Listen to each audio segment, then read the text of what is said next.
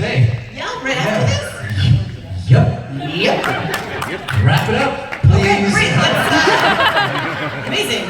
Moving forward. Lovely. So how does it feel to be at a con, because you do these, in your hometown?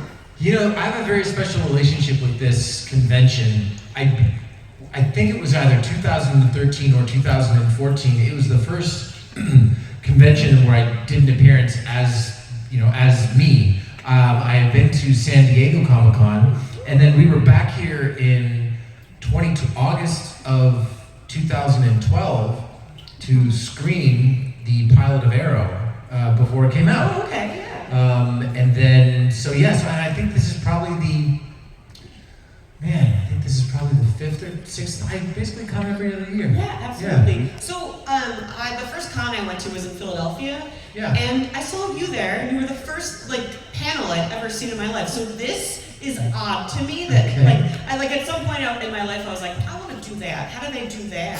Sure. And now I think it was 5 years ago in Philly. I don't know. Something like that. Yeah, I was in Philly and I want to say I was there in I was definitely there in 2015 and I think in 2016. Yeah. In 2018. It was so fun. Yeah, I don't know.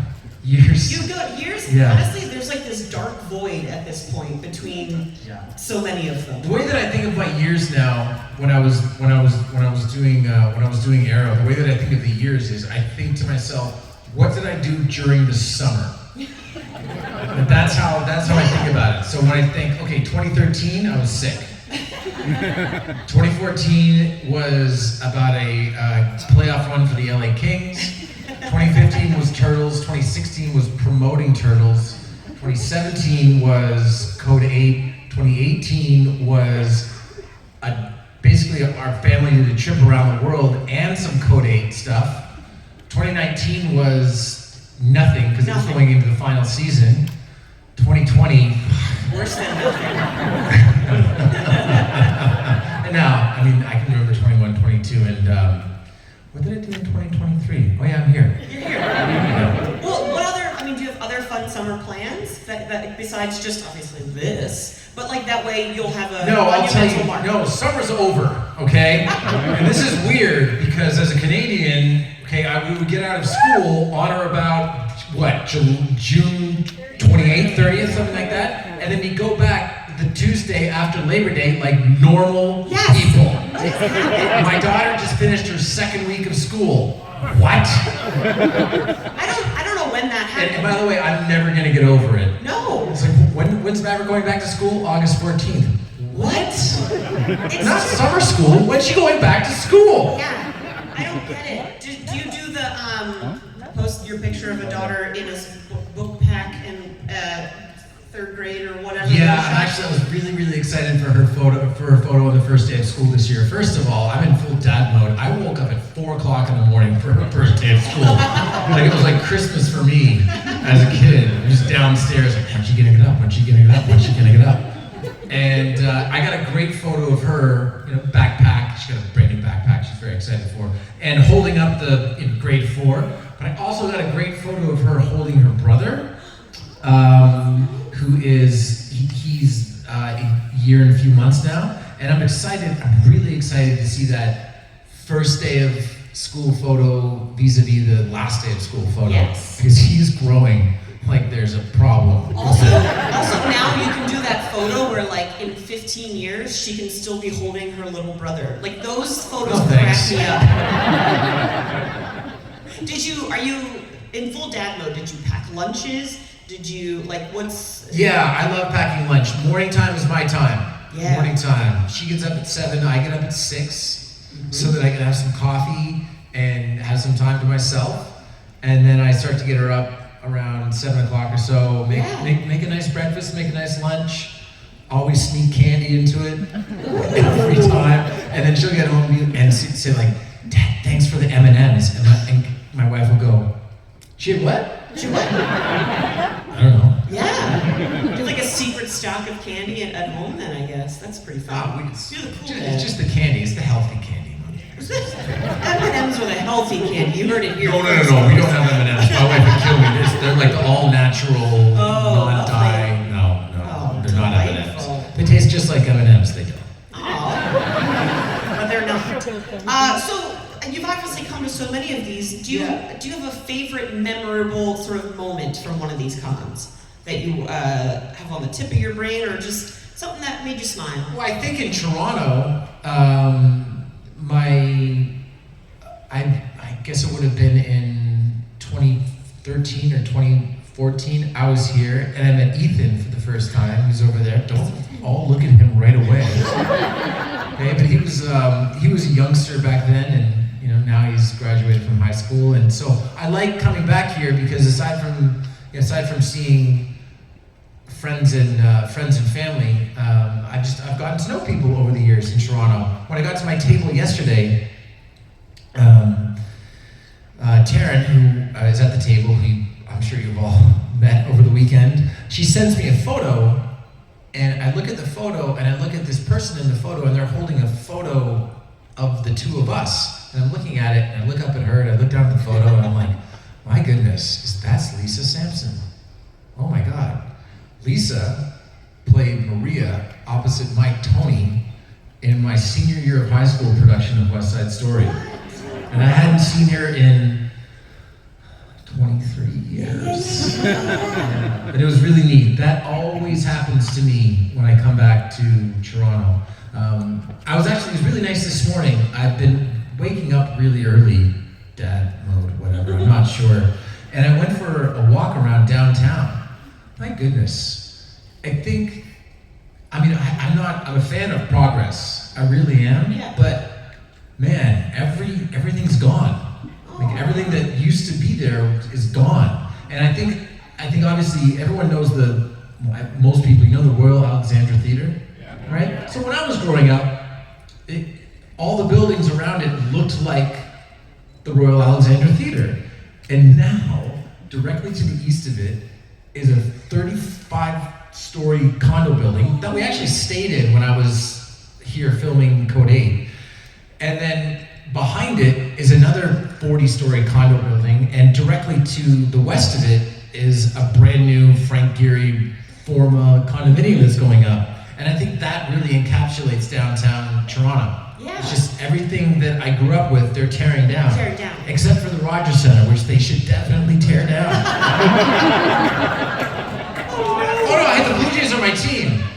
But you don't build a stadium in a city on the waterfront, not on the water. Yeah. It doesn't make any sense. I'm a big connoisseur of baseball parks. That's not a baseball park. It's an entertainment. No, I haven't been since they renovated the outside of it. I'm excited to see it, but I don't know, it's an entertainment complex. It's not a baseball stadium. It's like I look at it and I see jazzercise from the 80s. Have you been to Pittsburgh's field? That's right on the water. It's amazing. I have taken a tour of it. I haven't seen a game there. It's very... it looks beautiful. It's right on the water. Yeah, it's lovely. And then they put the Union, the Philly soccer team, right on the water too. And I was like, this is the best place. Now they want to put a Sixers stadium in the middle of our city. And I was like, that's the worst idea you've ever had in your life. In the middle of the city. You're from Philly. Mm-hmm. Okay. Yeah. So you can get away with putting an arena in the middle of the stadium, which, as we know in Toronto, Maple Leaf Gardens is literally a block, and it would have been amazing back in the day if they had renovated that into what they did with, say, Fenway Park or Wrigley Field, but no, they turned it into a Loblaws. What did they do? It's so weird. The school that I went to in Philly is now like a Uniqlo. And I was like, wait, I'd studied in this library, but now I can buy pants here? It's very strange. Well, I may have told this story before, but when we were here filming Code 8 in 2017, I kept trying to take my wife to my favorite spots in and around downtown, and they all kept being closed. But then we went up to a wedding in Muskoka, and as we were driving, I'm like, just straight up, if Weber's isn't there, we're turning the goddamn car around, we're going directly to Pearson, and we're leaving. Thankfully, it was there. Thank goodness. Oh my goodness. Replete with a root store now. Oh! Or something. I don't know. So, I'm not from Canada. So what was the store that you were hoping? Was it what type of store? Weber's? Yeah. Burgers. Oh. Yes, it's right on the side of the highway. Very famous. Great.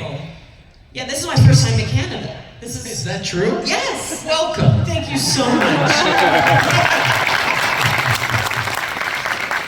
So I see some lovely folks out there, obviously dressed in cosplay. If you had an opportunity to come dressed, do you have a costume, a character you would choose to come as? I'm a one superhero suit kind of guy. Sure, yeah. Okay, and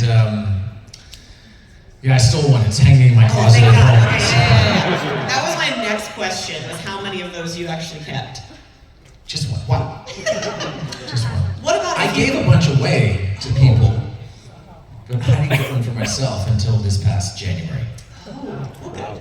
I think that's what you should take. I deserved it. You did. You earned it. Was it the final season suit, or was it like just a suit from before? I have no idea what show you're talking about. Great. So, here's a follow-up question to cosplay. If you and your daughter would go out like in like a duo costume, maybe for Halloween coming up, what would you think would be father-daughter costume for you? She gets to dress however she wants and accessorize me however she wants. That's it. I will randomly either walk her to or pick her up from school. Not on Halloween, not on the first day. We're talking like a random Tuesday in February in a full sloth costume. I just want to see how long she thinks it's cool for. The clock is ticking. Wow. Amazing. So, besides getting to act and stuff like that, like what do you do? What do you get to do in your spare time? What do you get to? Because I know you're a big fan of wrestling.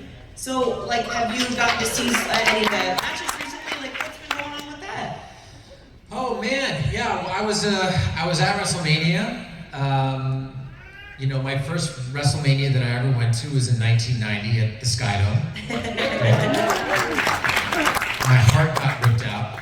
I was a Hulk Hogan guy. And then I went back to my next WrestleMania, WrestleMania 18, at the Skydome. And I was a Hulk guy. My heart got ripped out again. And then I've been to a couple of other ones where I had a real vested interest in somebody. And then I got to go this past year with my good friend Cody in the main event.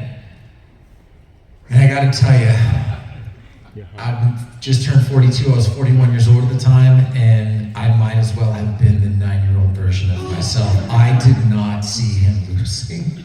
There's a tremendous video online that was taken by my friend Kelly of Roman pinning Cody, and then it pans back to me, and I am on my chair like this. I didn't see it coming. So, I've got to go to a couple shows. Unfortunately, I had some plans to be involved with one of the promotions in an in-ring capacity, but even though technically I'm going there as Stephen Amell, and theoretically I am an independent contractor, it would have been seen through the lens of promoting something, and I can't do that right now, so we had to put that on hold. Oh, this is a hold. No. I'd love to have seen you wrestle again. Well, that's what I'm wondering. I know. That's fine. So right now, I'm enjoying coming to the cons. Yeah. I have been doing a lot of reading, Oh. which sounds like a strange thing to say, but I used to be a voracious reader. That's where I actually got the word voracious. And when I booked my series read in 2012, I stopped reading books because I started reading scripts. Yeah. And I felt as though I have a finite amount of room in my brain. Same. Yeah, right? No, and when something gets in there that's really important, I can't put my focus to other things. Right. No. So I've been doing a lot of reading.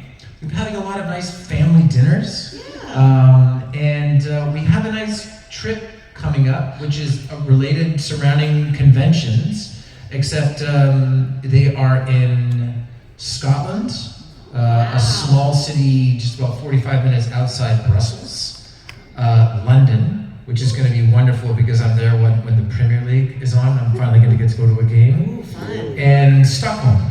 Oh, nice. Yeah. Yeah, I think I'm going to the Phillies game in London. What? I'm sorry, what? What? The Phillies are playing in London? Yeah, they're Okay. kind of like whatever the special thing is. Yeah. Great. Yeah. And I don't know. I'm doing a little bit of writing. I'm trying to stay creative, and also to amidst the strike, there are a number of movies that are getting interim agreements. 4 of which have been offered to me, and we're just trying to figure out how that's going to work within the schedule. I think that one in particular would be a great opportunity for me to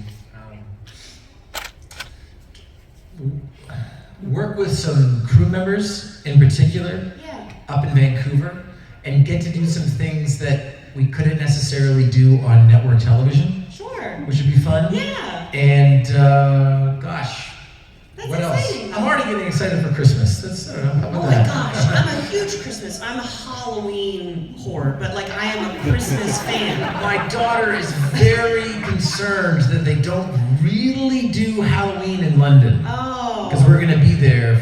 We're gonna be there during Halloween. But I hope she still is the slug, like walking through. Oh, she still gets. We're still gonna go trick or treating. It doesn't matter. People are gonna be confused when we show up at the doorstep. But yeah. Oh, that's great. Has she been to like any of these places before? Or is this all new for her? She's been to London. We were in London. We usually go to London once a year. So she likes London.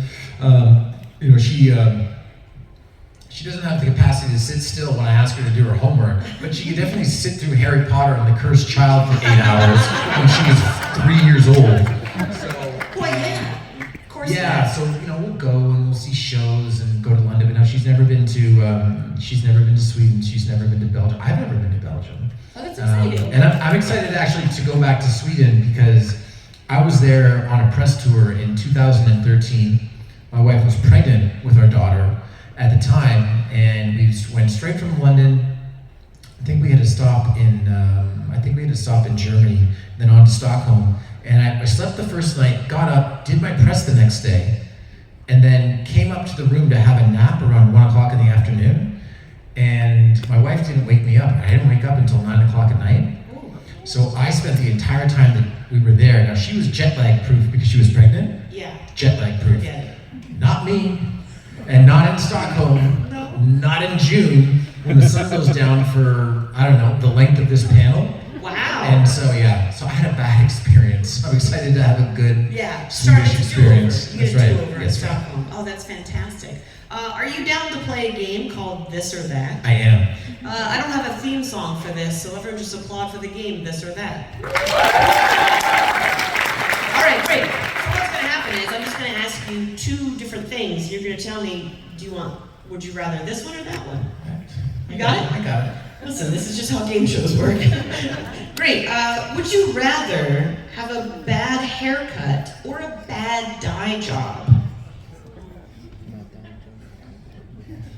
Bad dye job. Because photos of my senior prom exist. But it grows out. Yeah. My mom cut my hair when I was like 9 years old. I'm pretty sure I had dinner with her last night, and I'd tell her if she was sitting there, she had had a couple of glasses of wine. And that took a while. Yeah. A bad dye job just looks stupid. You But can it grows just, out. It grows out. The Right. bad- Or you can just change it Yeah, for immediately. whatever reason, the bad haircut. Ugh. So your prom, because we're the same age, so we're talking late 90s bad haircut. So those are Frosted tips. Yeah. Thank God. All right, next question is, would you rather, this or that, a vacation or a staycation? Staycation. Yeah. Yeah. That's what I was doing. That's one of the other things too, is for the better part of a decade, I would just relish the time off that I had. When I got time off, and I would lament that I didn't have more time off. And then of course 2020 rolls around, and the pandemic happens, and that put me in a really shitty place mentally and emotionally and physically. And I look back at it, especially those first, call it 3 months or so, when everyone was really locked down. And I think about all the time that I basically just kind of like squandered, just tirelessly watching CNN, as opposed to spending time with my wife and my daughter. And now, it's with my wife and my daughter and my son. So that's staycation, because I'm trying to, we've made a beautiful home. I'm trying to appreciate it. Yeah, absolutely, absolutely. I prefer it as well. Because it's funny, I like when I get to the location, but I do not like getting to the location. It's inevitably going to lead to at least one disagreement. Just a little mishap. You sort of mentioned earlier that you are starting to do some nice cooking and dinners at home. So do you prefer doing the cooking, or do you like being cooked for? I like being cooked for. That was not always the case. My wife is a phenomenal cook and loves cooking. Loves going to the grocery store. It's her meditative place. When we moved into our spot right now in Los Angeles, her main level of excitement was not the fact that we had purchased this beautiful home. It was the Whole Foods that was in proximity to us. I said, really? That's it? Not the floors? Not the design? Not the master bedroom? No. The Whole Foods? Okay, fine. But it also, too, for the first couple of years, I'd be on set and she would go, hey, you're on your way home? Yeah. Do you want me to cook you some dinner? No, don't worry about it. It's okay. And then finally she went, hey, asshole. Yeah. I love cooking, so let me cook. And she's very health conscious and It's also like a love language of sorts, of like, I want to do this so then I can see you enjoy it. Yeah. Yeah, that's actually. Yeah, and I like, when she cooks now, we've got a nice repertoire where she cooks and I clean as she goes along and stuff like that. So by the time you're done dinner, you got 2 things to do: throw in the dishwasher and watch Ted Lasso. Oh, yes. No, my husband and I do that too, but we have such a small kitchen that it's literally just become this bit now where I'm like, okay, actually get the hell out of here. So Steve Martin had a wonderful tweet right at the beginning of the pandemic where he went, how is it in a big house that multiple people will try to occupy the same 3-foot space in a kitchen? It's true, That's though. right. No, it happens. Everyone got hungry at the same time. That's right. Oh my God. We refinished our basement so we didn't have to see each other as much. We're like, okay, bye. That's a love language right there. Yeah, it is. All right, great. Would you rather play board games or video games? Board games. Ooh, do you have a fave? I don't have a fave necessarily. Monopoly is great. Any of the basic ones. I like board games because board games are communal. Mm-hmm. Video games are very isolating, and I have an incredibly addictive personality. So I stopped playing video games a while ago. Oh, okay. Because I would obsess over them. And by the way, not the new cool video immersive games. We're talking like the 8-bit stupid racer ones, where if I started a level but I made one mistake, I'd go back and start it again. I'm getting twitchy just thinking about it. No, I would do that with the Nintendo Pad where you did the running and you had to jump on it. I spent maybe half my childhood trying to master that. Yeah. How about, I hate doing this one, but people are either a dog or a cat person, but I technically am both. But are you a dogs or cats? Dogs. Dogs. You have dogs? I grew up, I had Bosley, he was a Yorkshire Terrier, and then we had Westies on my dad's side of the family. We had Sambo on my mom's side, who was a wiener dog. And then we had Honey, who was a golden retriever when I was sort of a little bit older. Yeah. And then I had my black lab, Louis, who I got in 2006. He lived with me until 2012. When Arrow got picked up to series, he actually came back to Toronto and stayed with my aunt and uncle. So they had him for the next 8 years, and then he passed away a few years ago. But yeah, I'm a dog person. Dog person. I don't have anything against cats, I just don't like them. Sure. Write that down. Write that down. Has anyone ever told you that they named their pet after you? Yeah, pets, kids. Yeah? Yeah. Wonderful. Because my cat's name is Agent Coulson, and I need to meet Clark Gregg just so I can tell him. That's a good one. All right, this one might be controversial because we're in Canada. But when I asked Harvey this yesterday, I polled the audience first, so if you want me to poll it. Do you prefer ketchup chips or all dress chips? Both are disgusting. Neither. Guys, ketchup chips are disgusting. And by the way, as a Canadian, I do my goddamn best every time I come back. I go, maybe this will be the time, and I give them a try. And I have the first one. I go, this is terrible. But then you know what I also do? Eat the entire bag. Then my fingers are all orange and. All dressed chips taste like when you used to go to 7-Eleven or Circle K as a kid, and instead of getting one type of slushie, you get them all, and it would seem like a good idea for a second, and then you'd be like, why didn't I just get root beer? Yeah. No, mixing the Coke and the blueberry was like, I was like, this is gonna be perfect. It was like the most disgusting thing. But once you did it, you're like, well, here we are. Pot committed now. Just like me and my ketchup chips. Exactly. Well, they started having so many other gross chips too. Maybe I like ketchup chips and I don't like the fact that I can't stop eating them. Maybe. Do you have a preferred chip then? Salt and vinegar. Yes, can I high five it? Thank you.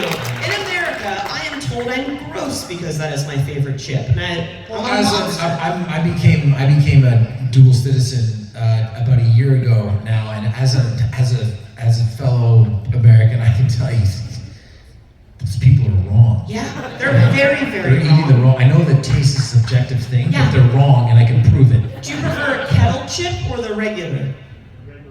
Right. Just make sure that they're fresh. Yeah. They're fresh. But it's exciting because when you get a good, I don't know if you feel this way, but sometimes when you open a bag of chips and it's not enough, but like flavor, and then when you get a good bag, you're like, oh, it's a good bag.